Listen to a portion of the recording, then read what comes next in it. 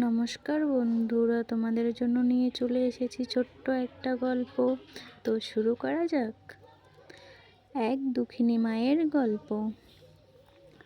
এক গ্রামে ছিল এক মা, স্বামী হারিয়ে একমাত্র ছেলেকে নিয়ে বেঁচে ছিল। অভাব অনাটনের মধ্যেও ছেলের ভবিষ্যতের কথা ভেবে দিনরাত কাজ করত। ছেলে বড় হয়ে শহরে চাকরি পেলেও মায়ের খোঁজ খবর নেওয়া বন্ধ করে দেয়।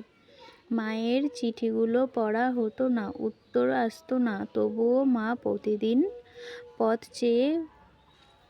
পথ চেয়ে ছেলের ফেরার আশায়। একদিন সে চিরবিদায় নেন।